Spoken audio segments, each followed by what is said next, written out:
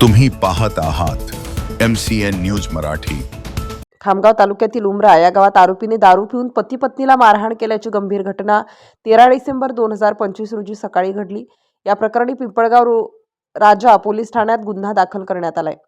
सखुबाई महादेव अंभोरे वय 37 वर्ष यांनी दिलेल्या तक्रारीनुसार 13 डिसेंबरच्या सकाळी सुमारे 8:30 वाजताच्या सुमारास गावातील राजू दामोदर वक्ते हा दारूच्या नशेत लाकडी काठी घेऊन त्यांच्या घरी आला। त्यावेळी आरोपीने आपले भाऊ गणेश वक्ते, दिलीप वक्ते, तेजराव वासुदेव वक्ते यांच्या विरोधातील कोर्टातील केसेस मागे घ्या अशी धमकी देत सखुबाई यांचे पती महादेव मधुकर अंभोरे यांना लाकडी काठीने बेदम मारहाण केली।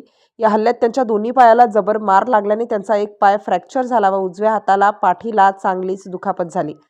पतीला वाचवण्यासाठी सखुबाई अंभोरे मध्ये पडल्या असता आरोपींनी त्यांनाही ढकलाढकली केली। या झटापटीत त्यांच्या अंगावरील साडी व ब्लाऊज फाडले असून गळ्यातील सुमारे 3 ग्रॅम वजनाचे 20 मण्यांचे मंगळसूत्र तोडून पळून गेला अशी तक्रार पोलिसात दाखल करण्यात आली आहे।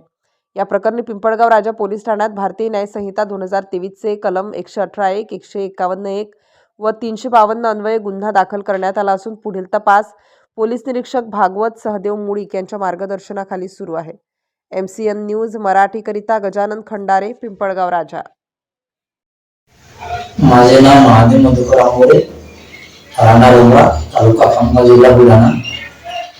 माझ्या घरी गावातील राजू दामोदर वक्ते हा आला व मला म्हणाला की माझे भाऊ गणेश वक्ते, दिलीप वक्ते, तेजराव वक्ते यांच्यावरील कोर्टातील केसेस मागे घे, नाहीतर तुला व तुझ्या घरातील सर्वांना जीवे मारून टाकू असे म्हणत मला काठीने बेदम मारहाण केले।